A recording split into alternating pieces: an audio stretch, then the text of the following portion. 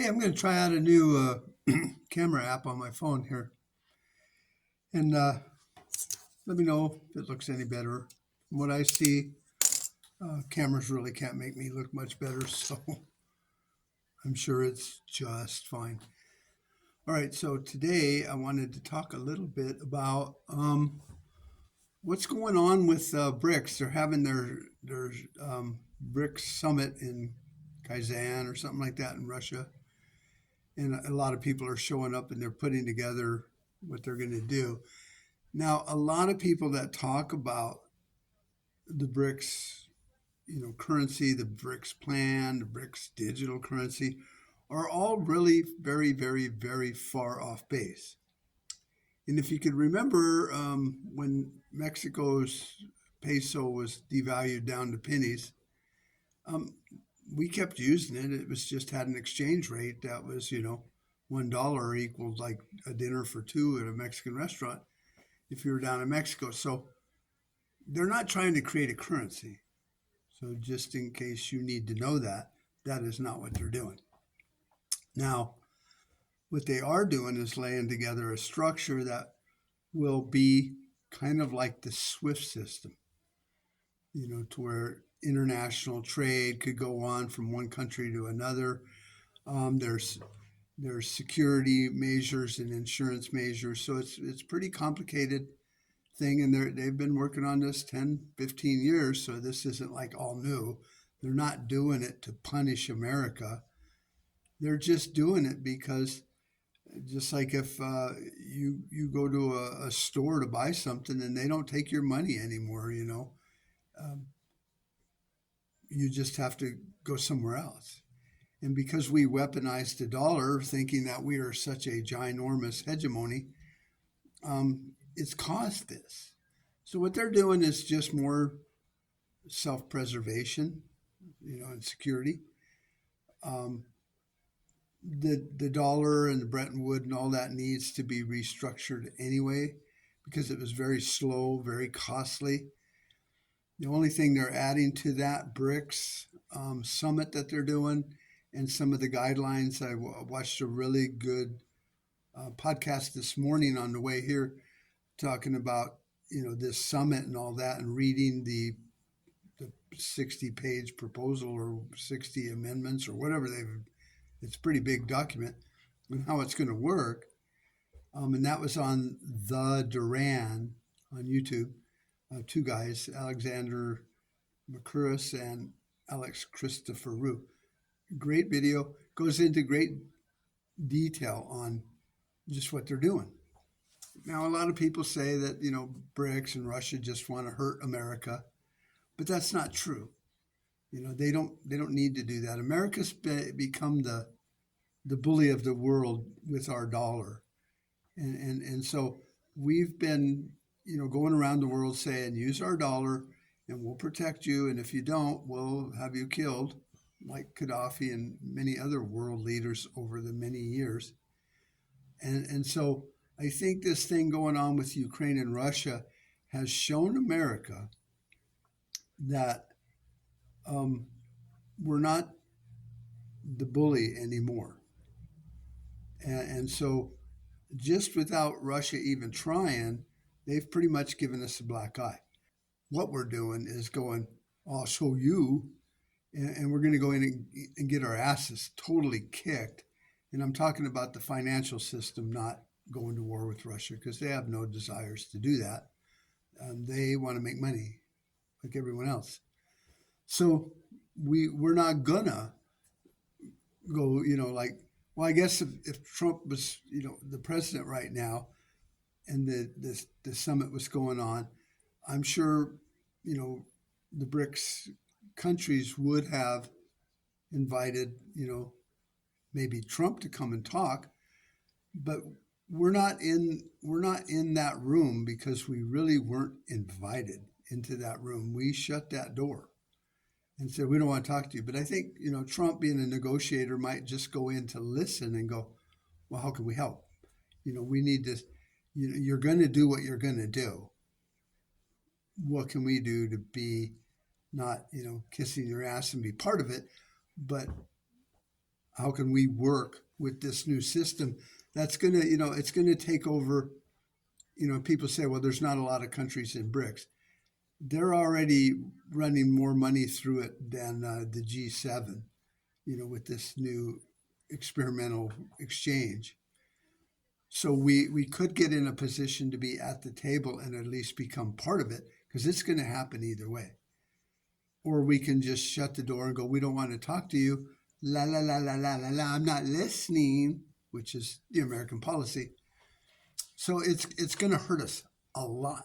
And if I think in that podcast by the Duran talked about Spain in the 17th century and how they went from kind of where we are now, a big financial center of the world, to nothing, and it created a lot of strife in the country, financial upheaval, poverty, starvation, all those things that we're going to go through if we don't get in front of this. But we have to accept the fact that we are not going to be part of it. And that's because, our leaders for the last 50, 60 years since Bretton Woods and the petrodollar have just been, abusing that privilege. And once the Biden administration sanctioned Russia and China and all these countries, and that's one thing I do not agree with on Trump, is all these sanctions.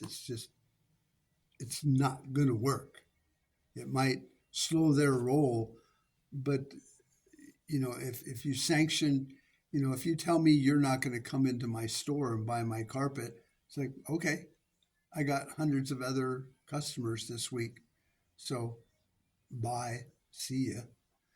So we made a big mistake as America. And we Americans are responsible for everything that's going on for the last 100 years. Don't sit there and point your fingers at Washington. This is on you and me. And I'm not talking about running for office or that shit. It's just maybe study a little bit and argue with your party about who you're putting up there. I drove past the Republican campaign office today on the way to work, and I'm looking at it, and they got all their signs up there, and I'm thinking there's a lot of those names that the only reason I voted for them, because that's what there was. I was hungry, and the only thing in the cabinet was junk food. So I ate it because I was hungry. And that's what they do to us every 2 and 4 and 6 years. They just give us a bowl of Lucky Charms and say, good luck. And we're forced to eat it because we're starving. But it's junk food. And they're not giving us anything better to chew on. And that's on us. We need to sit there and go, no, we're not going to do this.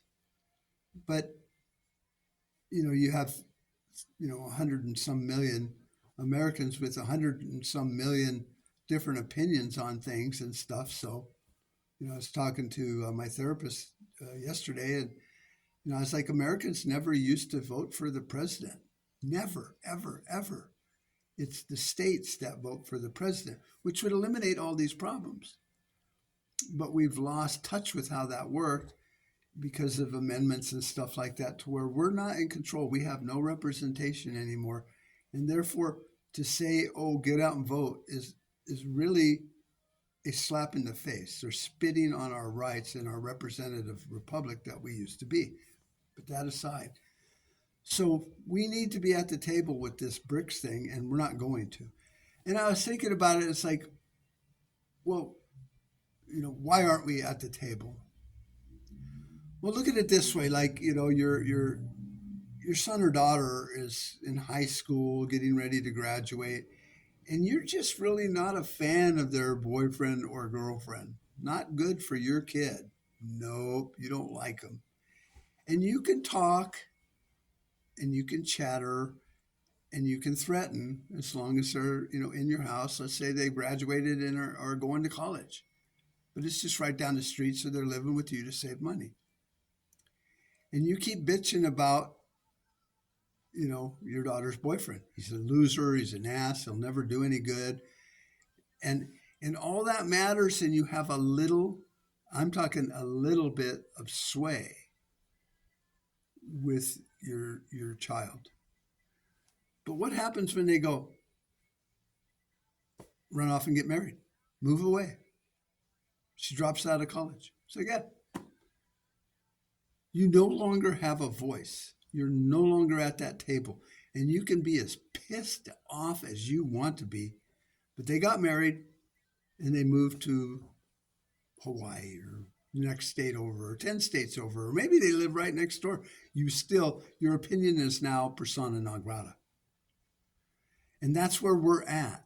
I was listening to, I think it was Tucker Carlson Network, and he had Paul Manafort on there, and interesting interview with Manafort, the Trump campaign manager that went to prison because, we got to go after anybody that disagrees with us in America. So it's not the justice system, it's the just them system. But anyway, and most everything he was saying was pretty good because it was just what we'd seen in the history. But when he started talking about Russia and how Trump's going to, try to, get them on the same page, and, how is this peace process going to work, and how about Israel? And I'm looking at it going, I mean, I'm not a smart guy, but if I were Putin, I'd just go, look, you weren't dealed into this game. You didn't even ante up. So we didn't deal you cards. You've been funding the other guy that happens to be a loser, but that's not our problem. So when you want to talk about peace, why are you talking to me about it? Because I really don't give two flying shits about your opinion, America. So what we want out of this deal is we're going to keep those districts or regions or provinces that legally voted to join Russia. It's done. It's over. And Crimea is ours also. This was all done, during the war, and Crimea was done way even before that. And Manafort and everyone I listen to on the news is like, well, I'm sure we can convince Russia to give up those areas and those territories and maybe get a leash on, Ukraine and all that. And it's like, no. Why, if you were Putin and you'd spent your country's fortune for this war, and a lot of people have died in this special military operation or whatever, and you just turned around and handed everything back you had gained for your people, the reason they had those votes is because those were Russian-speaking people in Ukraine, which used to be part of Russia, or the Soviet Union, and they speak Russian. So for 14 years, Ukraine has been bombing those areas and blowing up schools and hospitals just because they didn't like them. They were treating their children bad in schools and stuff. It was just really an atrocity that you'll never hear about because you watch the mainstream media. So eventually, Putin just stood up and said, stop raping my sister or abusing my sister or beating my sister, or I'm going to do something. And then they just laughed and kept doing it. So he just went over to the guy's house and totally, literally, physically beat him up and said, if you keep it up, I'm going to kill you. I'm going to beat you until you're dead because that's enough. This is my family you're hurting. But everybody's like, well, Putin, he really made a mistake going to Ukraine. Did he? I mean, no, he didn't. He got tired of the abuse coming from America and Ukraine and Europe. So Russia's looking at this whole fucking magic, pixie dust peace plan, like in his way, just like you would. If you're going to renegotiate something, it's on your terms because you hold all the cards. So I don't think it's going to go that way. I think if I were Putin, and I'm not, and I can't speak for him, I would be looking more toward what happened with Japan after after Pearl Harbor, even though we caused that. My stepfather, who was a veteran of that war, told me that we knew it was going to happen and we did nothing. So anyway, I don't want to get into that. But the whole peace plan should be like the unconditional surrender of Japan. We went in and set the terms. It was literally an unconditional surrender. It wasn't a peace plan. It wasn't a negotiation. It was like, you've lost. Here's what we'll do for you. or we're just going to erase you off the planet. And they signed it. And what that was is, go on, we'll help you rebuild. We never wanted to, drop them bombs and do all this shit, but you were the ones that started this fucking mess. And all you need to do is never have an army or a navy again. Stay out of the business of military. Because if you do, then we're going to shut you down hard. And that's what I think Russia should do in Ukraine, because he doesn't want to control Ukraine. He doesn't want to take it over. He doesn't want to manage it. Doesn't even want it to be part of the many franchises. Just wants him to stop bucking with his people. So he should just say, here's your unconditional surrender. We're keeping these territories that we took over, and they voted, and they've joined us. It was a democratic election. If you don't like it, go pound sand. All the way down from, I think it started at that Dnieper River or whatever, all the way down to Crimea, and say, this is ours. It's no longer part of Ukraine. It's not annexed as Ukraine. It's not a sovereign, independent part of Ukraine. It's now going to be colored in on the world map as Russia. Okay? And if you sign this unconditional surrender, you will keep your territories, and we will help you rebuild and do all that shit that your stupid unelected leader did. And you're no longer a military presence. Your unconditional surrender has terms that say you can never join NATO. You can never join, European Union, even though that's not a military threat. So they might just say, we don't really give a fuck what you do. Just not NATO and not a military. You can't buy tanks, guns, bullets, anything. You can have a small National Guard maybe, and that's about it. And I think that would work. And then you could sit there, because Zelensky, the madman that he is, he's selling a lot of that premium farmland and the assets, because you heard Lindsey Graham say there's trillions of dollars in assets in there and we want to get our hands on them. It's like, oh my God, you just said you want to sleep with my wife? Go fuck yourself, dick. You're no longer part of this conversation at all. But he could tell the new leadership, get rid of Zelensky. He'll probably be dead by that time anyway. And go, here's your deal. That's that. All that land's yours again. And if Bill Gates bought hundreds of millions of acres, he's just shit out of fucking luck, because this is now ours until you sign this, surrender, and then it reverts back to you. You can manage it, run it, all that shit, just like we did with Japan. But you start being stupid again, we'll just sink you. End of story. And I think that would be a very workable, way to end this conflict in Ukraine. Now, will they do it? I don't know. And America just seems to think that we're at the table, and we're not.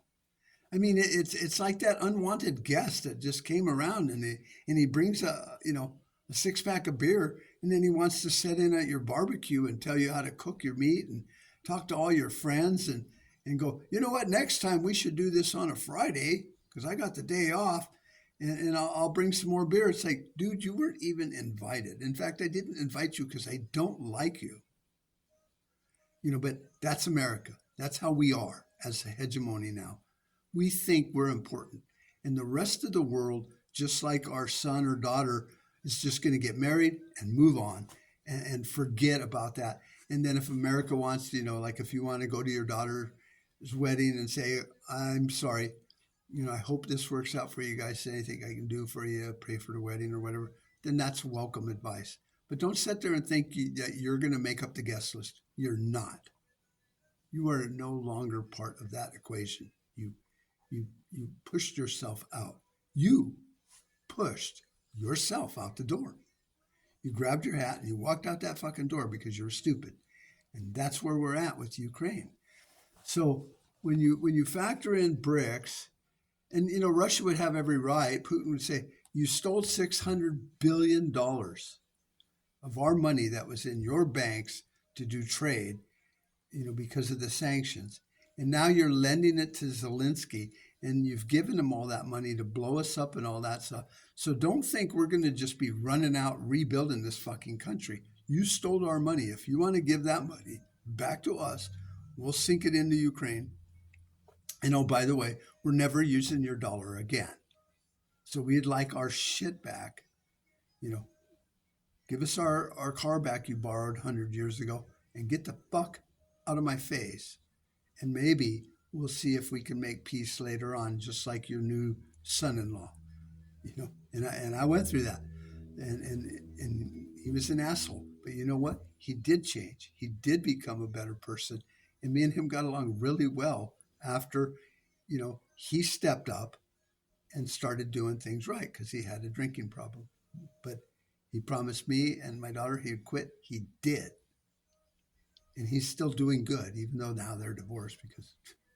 So that's how I see this working. And as an American, just like I am, you need to be paying attention to BRICS. Do not dismiss it the way the mainstream media would like you to dismiss it. So it's just a bunch of crackpots over there, a few bunch of countries that, they're not important. They are important. China is the C in BRICS. Russia is the R in BRICS. Brazil is the B in BRICS. India is the I in BRICS. And South Africa is the S in BRICS. And they've added, I don't know how many other countries now, like almost 100 or something. So they're probably 75% of the Earth's countries that are in on it. And they're not doing it to hurt us. They're just like, hey, if India can buy wheat from Russia and pay in their renminbis and it converts to rubles or whatever, and they have a system that's just like boom, boom, we're no longer a part of it. Iran can buy anything it wants from Russia or China, and we can't sanction them. And they're like, oh, that's cool. Yeah, you don't want me to go to Circle K? Okay, whatever.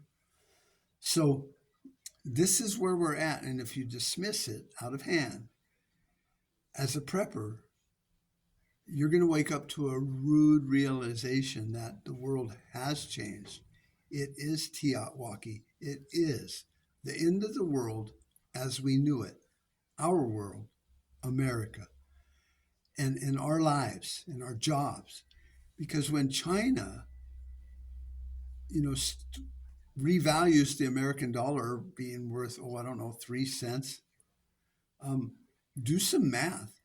That big screen TV that you want to buy for Christmas, say it's $1,200. Divide it by 3 cents, which I don't, even a fucking dime, I can't do that math. Like move the zero over so many times. It's like that $1,200 TV in American dollars, once China's not taking our shit monopoly money, they'll go, well, your transfer rate is $120,000. So you're not going to be able to buy a TV. You'll just have all this funny money. And I listened to Lynette Zhang, and she has a really good podcast on YouTube. Lynette Zhang. I don't know how to spell Lynette, so figure it out. She has a pile of Zimbabwe $1 trillion bills. $1 trillion bills. She goes, the paper they're printed on is worth more than that $1 trillion. And she has a stack of them. So you'd sit there and go, wow, she's worth $600 trillion. No, it's a pile of paper. It's like taking a ream of paper and chopping it up into the size of a Zimbabwe dollar, and you go, well, let's see, there's 500 sheets in a ream. I have 2,000 Zimbabwe dollars. That's what it's worth. In fact, it's worth less because you just cut up your fucking ream of paper that was worth $10. Now it's worth shit because you printed a bunch of stupid shit on it. So that is where we are going to end up if we don't get a seat at the table by being nice. And our leaders aren't going to do that. I'm sorry. I like Trump. He's a super guy. He's got great family values. He doesn't drink. I really like him. But his policies on economics and stuff are just 2 degrees separation between Kamala Harris and the Biden campaign.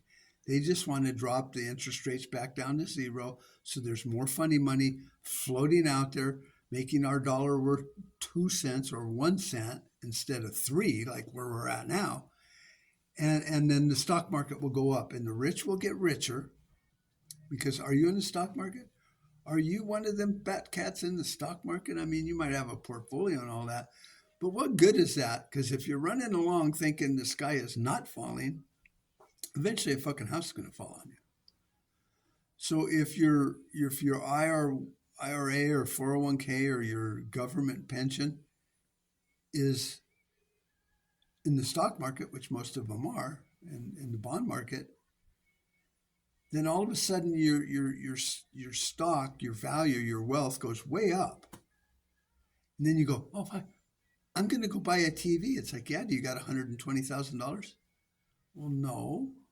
My account is still based on stupid funny money, monopoly money, and I only have a couple of them blue $500 bills. Oh, well, that's not worth shit anymore. So does it do you any good? And when it comes to crypto, everyone talks about crypto, and this is part of that whole BRICS thing they're talking about. They're not going to do a crypto. They're going to use blockchain, so it's secure and can't be fucked with. But I was telling one of my customers the other day, I go, I'm not a fan of Bitcoin. I sold all mine and bought silver. He's like, why'd you do that? And I go, well, I have 3,000 shares of Bungie Corporation. I think I paid $1 a share for those. And that was way back in the early 90s when Bungie had kind of done a deal with a friend of mine's company, and it was all supposed to work out. Well, it didn't work out. My friend got screwed. I got screwed. I have a certificate. I don't even have like 3,000 pieces of paper. I have a certificate. It's totally fucking awesome looking because it's really heavy cardstock and it's got a gold stamp on it. And it says George Martin, well, 3,000 shares of the new Bungie Corporation, blah, blah, blah. And I keep it just to remind me that it's only of value until that company goes out of business. And then it's just a piece of paper in my filing cabinet. I'm probably going to frame it just because it looks really nice to show people that is why I don't have Bitcoin, because it's only real until it is. And the guy I was talking to, he's kind of a hunter. And I said, well, let's say, the economy collapses. And for 5, 10, 15 years, we're hurting like Spain was back in the day. And I go, so you go out and shoot this big old buck. And I come up to you and say, man, my family's starving. I have this wallet that's got $600,000 in Bitcoin in it. Can I trade you for a quarter, a hind quarter of that deer? Kind of looks like that. A little bit bigger, a little bit more high tech. It's got a touch screen on it. I was like, dude, let's pretend I'm talking to you and your big 10-point buck. This is worth $10,000 in Bitcoin. I'm hungry. Can I buy part of that deer from you? You can go, well, I don't know what that is, but I know what this is. Bring me something I can use or eat or grow, and we'll talk.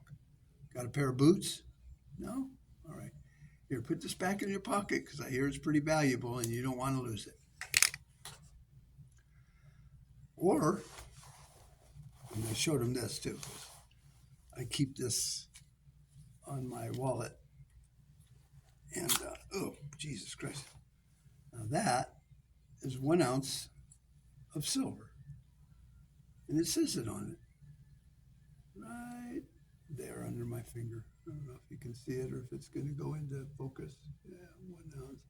Anyway, now if I handed him this, and I said, you're out hunting, you're going to look at that and go, I know what that is. That's silver. And there's ways to test it to know immediately. If you're smart and in a barter system, you'd know if that was real quarter or not, or a quarter ounce of silver. And you'd be like, yeah, I won't sell you, a hind quarter, but I'll give you this. And you're like, well, I'm hungry, so okay. I mean, that ounce of silver might be worth $2,000, but you know what? I'll take it for that back leg. I can feed my family. Or I could go up to them with a box of 30-06 shells or 308s or whatever and say, I got 10 of these bullets that your rifle uses. How much meat can I buy? Oh, well, yeah, I'm running low. Yeah, we'll barter.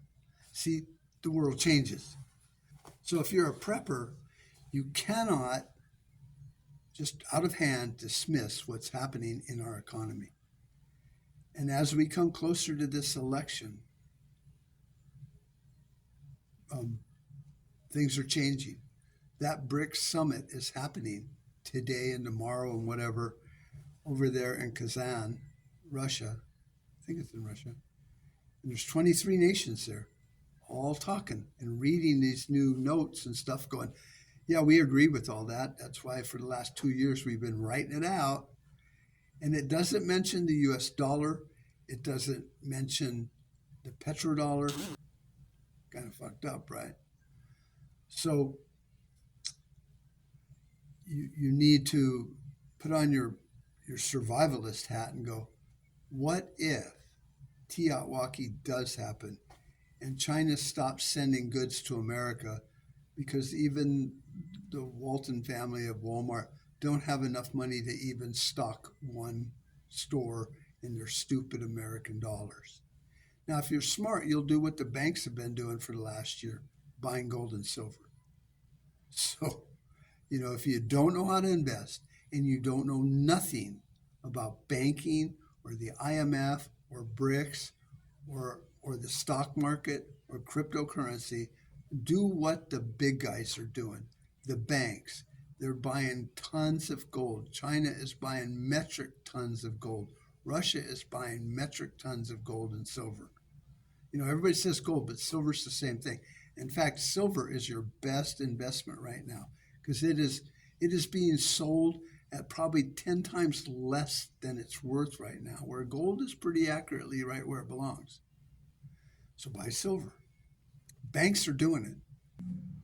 Well, I had a little hiccup and somebody came in, so I was just saying that in California and a lot of seaport areas in America, China has like silver exchange and gold exchange, like almost like jewelry stores. And you take your silver or your gold in there and they give you cash. So they're buying it. And then it goes out the back door onto a container ship. And when it's full, it goes to China. It's melted down and turned into bullion. Booyah. And so they're buying it from us cheaper and at a discounted rate because we suppress silver so much. And then what ends up happening is they go over there to their exchange service. I can't remember what it's called, and they sell it for more. So they can actually arbitrage this and make more money. They can buy it from America in metric tons, sell it over there for a few dollars more an ounce, which, if you got 1,000,000 ounces, that's $2 million. But what they're doing is keeping most of it, especially the gold. So things are happening under our nose and we need to pay attention to it. So as preppers, as survivalists, as just Americans that can or cannot see the writing on the wall, we need to pay attention more. We need to look harder at that wall. We need to stare at it in binoculars and see if what's going on is okay with us, with our survival, our long-term survival plan. So look in history and you will see that when British sterling no longer was the money of the world, the one guy in that podcast says that he lived there through that. He goes, he wouldn't wish that on anyone. Their economy just collapsed. So anyway, I'm done. I wanted to say thank you, wrap this up. I'm running way low on memory. So you take care. Love you guys. Have a great weekend. It is Friday. And so maybe we'll talk before the election. Bye-bye. We've made too many compromises already. Too many retreats. They invade our space, and we fall back. I'm your huckleberry. The line must be drawn here. This far, no farther. That's just my game.